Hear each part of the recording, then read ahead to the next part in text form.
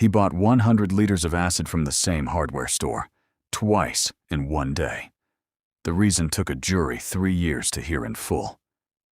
At 4:32 in the afternoon, an emergency dispatcher answers a call from an elderly woman who isn't even at the address she's reporting.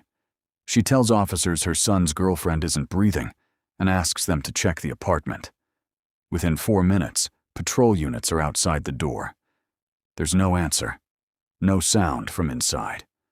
Officers force it open, and a chemical smell hits them before anything else comes into view. Later, footage would show the apartment's occupant walking out just minutes earlier, close enough that he and the responding officers may have passed each other without knowing it. 5 industrial containers sit empty on the bathroom floor, each one built to hold 20 liters. Their labels are unambiguous: concentrated hydrochloric acid. The bathtub itself is filled almost to the rim with a thick, dark liquid, and inside it is a body. The damage is severe enough that no visual identification is possible. No age, no distinguishing features investigators can point to. Confirming who this is will take forensic testing, not a glance.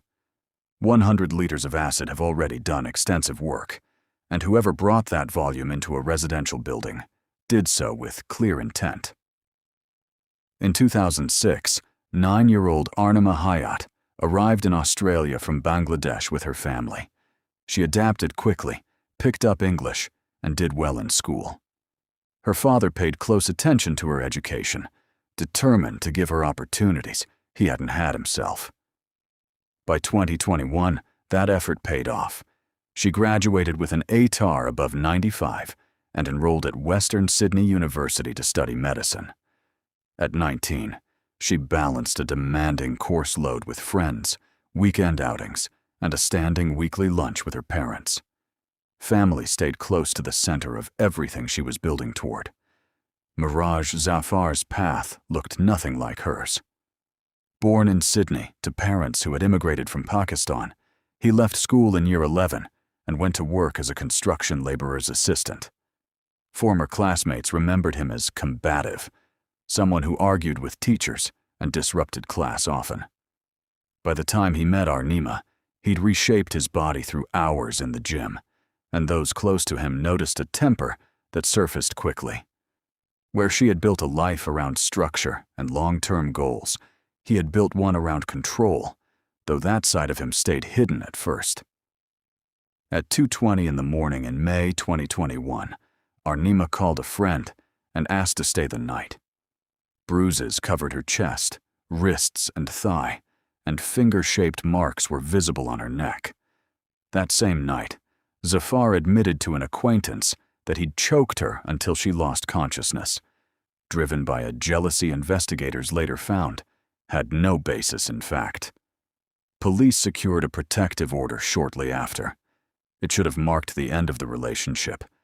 Instead, under pressure and an apology that followed the usual pattern, Arnima withdrew the complaint, and the order was canceled not long after.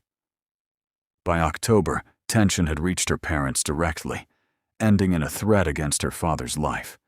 A new protective order followed within a day. But that same day, Arnima called her parents to say she was getting married, packed her belongings, and left. Contact with her family stopped entirely from that point. Days later, she and Zafar married privately, without either family present, and moved into an apartment in North Parramatta. Neighbors would later describe hearing muffled arguing roughly every 2 weeks. Not long after, Arnima learned she was pregnant, and the isolation around her deepened further.